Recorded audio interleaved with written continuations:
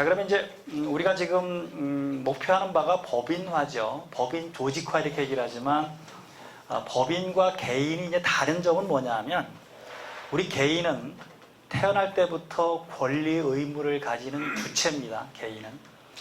근데 법인은 이 사람의 인격을 법인격을 부여했다고 하는 거거든요. 특별하게 등기를 하고 등등하면 인격을 줍니다. 즉 법인 이름으로 통장도 개설하고 법인으로 모든 거래를 하고 물론 대표자 중심이 되다 보니까 그래서 사람과 비슷한 권리 의무 관계를 거래 관계를 할 수 있도록 법에서 인정한 거 그게 법이 인정한 인격체 이렇게 그냥 보시면 돼요. 그러면 이건 굉장히 다양한 방식이 있겠죠. 여러분 가장 잘 아는 게 주식회사죠.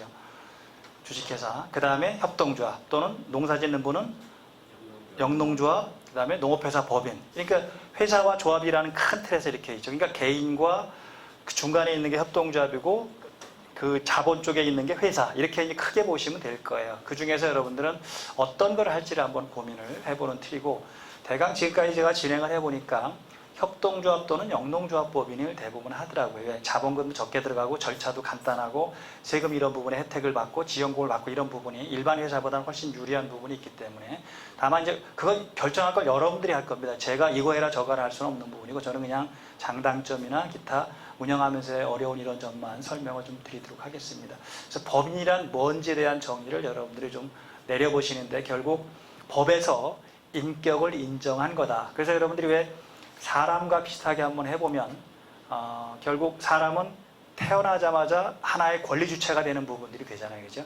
그러니까 법인은 우리가 정관을 만들어서 창립, 그렇죠? 그 다음에 설립에 관련된 그런 총회를 거치면 그때부터 이제 시작이 되는 거잖아요. 근데 등기를 해야만이 또 사람도 왜 동사무소에 뭘 해야 되죠? 출생신고를 해야 되잖아요. 그죠? 그 다음에 사람은 20살이 넘어야 성인이잖아요. 그죠?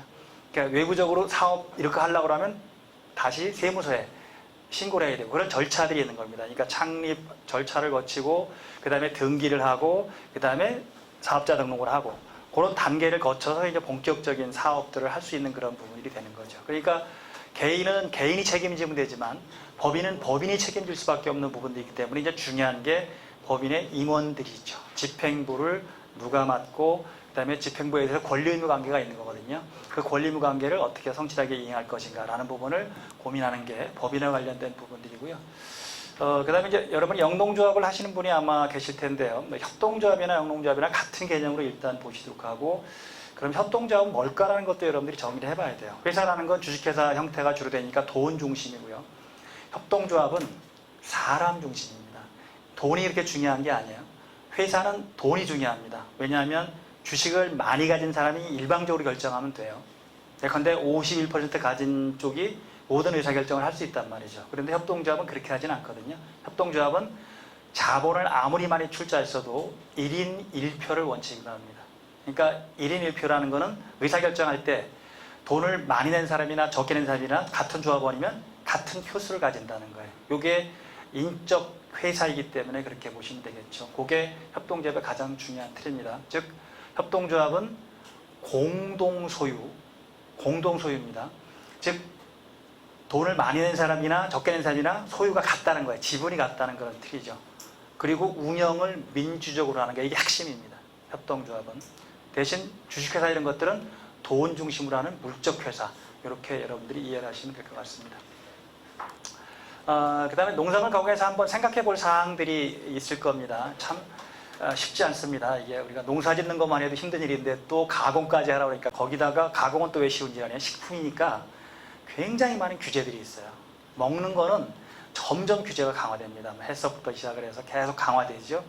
그 다음에 판매는 이제 굉장히 다양화되는 겁니다. 옛날에는 어떻게 했냐면 주로 우리가 왜 공판장에 갖다 공판시키면 끝났고 그렇죠? 아니면 뭐 직거래 그냥 이렇게 하면 되는데 요즘은 SNS라든지 인터넷 등등이 많기 때문에 다양한 방식으로 이제 판매를 하는 거죠. 그러니까 생산과 가공과 판매가 다 만만치 않은 그런 부분들이라서 쉽게는 생각하지 말고 그렇다고 너무 겁먹지는 마시고 뭐 지금까지도 잘해왔는데 뭐 나머지 못하겠어요. 그죠? 그래서 우리는 왜 농산물 가공 조직을 만들려 하는가라는 게 제일 첫 번째 주제입니다. 왜 만들죠? 그냥 우리 간단하게 우리끼리 한번 얘기를 해보면 우리 앞에 선생님이 제일 답을 잘 하실 수 있을 것 같아요. 왜 만들죠? 개인이 유통 판매업을 하기에는 너무 네. 절차와 네. 그 비용이 많이 들고 네. 그래서 조직을 통해서 하면은 네. 그거를 즉각적으로 이루어 나갈 수 있는 아주 중요한 얘기를 한 것 같아요. 혼자 하니까 잘 안 되니까 함께 하는 거예요. 그죠? 근데 함께 하면 잘 될까요? 이것도 우리가 한번 고민해 봐야 돼요. 함께 하면 잘 될까요? 봐야 합니다. 예, 이게 숙제입니다. 우리는 함께 하면 잘 될 것 같다는 환상을 갖지만 뭐가 많이 우리가 고민이냐 하면 관계가 연결되면 관계 비용이 많이 들어갑니다. 시간 내줘야지, 그죠? 서로 상의하는 시간. 그러니까 나 혼자 하면 내가 손해보다 말다 결정하면 되는데 여럿이 있으면 나 혼자 결정 못하는 거잖아요. 그 의사결정 기관을 거쳐야 되지. 그 다음에 절차가 있는 거지. 그걸 안 거치면 또 뭐 막 그냥 탄핵? 뭐 그런 거 비슷한 거. 예, 그런 거 비슷한 거 또 막 조합장 내려와 막 이렇게 하기도 하고 그런 걸 하는 겁니다. 그죠? 그러니까 이게 우리가 간단한 것 같지만 이 단체가 되고 여러 명이 되다 보면 그 서로 간의 거래 관계에서 발생하는 여러 가지 갈등 관계들이 많아지는 거죠. 그걸 어떻게 최소화시킬 거냐라는 게 이제 여러분들이 해나가야 될 기본적인 틀이. 아주 좋은 답을 주셨습니다. 혼자 하기 어려우니까 함께 한다. 특히 판매라는 이런 부분들은 혼자 하는 것보다는 함께 하는 방식들이 또 마케팅하는 것도 좋고 그런 부분에서 한번 의미가 있는 거고요. 그러면 어떻게 지속성장 가능한 조직을 만들 것인가 라는 게 이제 또 두 번째 숙제입니다. 결국 우리가 처음에 짤 때부터 고민을 해야 될 부분들이 사람이니까, 사람의 조직이니까 사람이 잘 저기가 돼야 되는 거죠. 특히 나중에 이제 집행부를 하실 분 중에서는 개인 욕심이 너무 많은 분은 조금 좀 빠졌으면 좋겠다는 생각이 제 개인적인 생각입니다. 사람은 똑똑하다고 다 잘하는 게 아니에요. 왜냐하면 함께 한다는 건 뭐냐면 양보할 줄 알고 배려할 줄 알고 이게 이제 먼저 선행돼야 되는데 이게 머리 좋고 똑똑하신 분들은 어떻게 해요? 내 거를 챙기는데 아주 도사가 돼가지고 그게 잘 안 되는 거지. 양보가 잘 안 되는 부분들이죠. 그죠?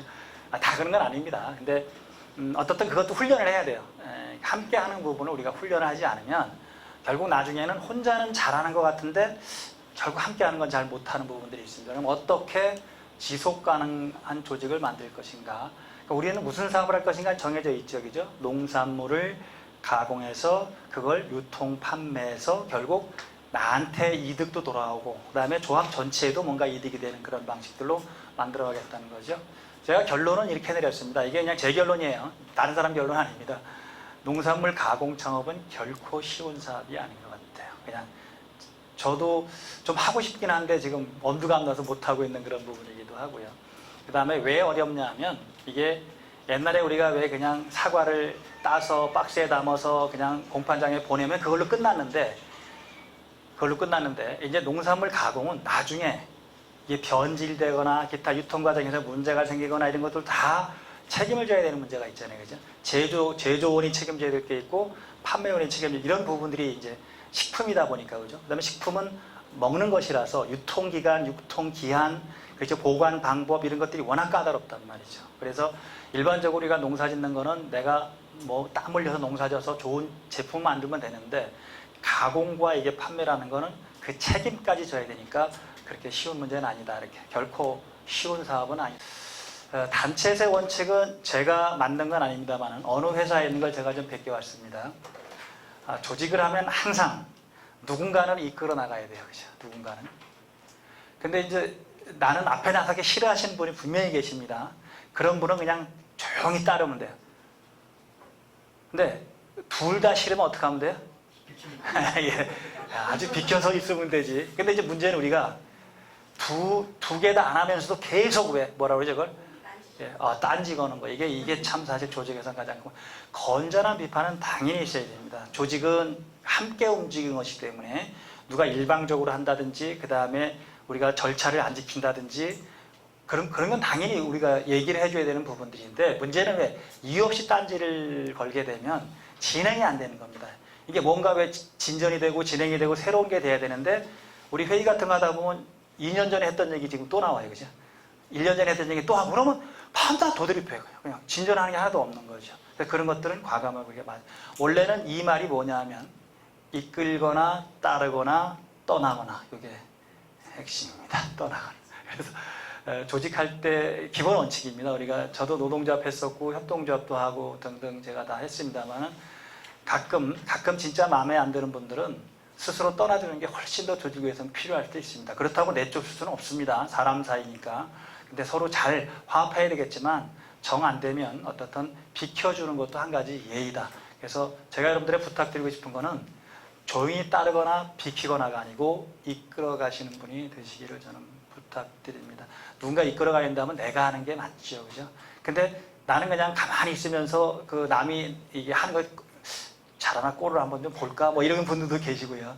또 하나, 보통 우린 그거를 뭐라고 표현하냐 하면 그냥 프리라이더? 여러분 많이 들어봤죠? 프리라이더가 뭐죠? 그냥 나는 노력 안 하면서 그냥 공짜로 뭐 이렇게 하는 부분들인데 조직은 그렇게 하면 결국 제대로 운영되기 어렵습니다.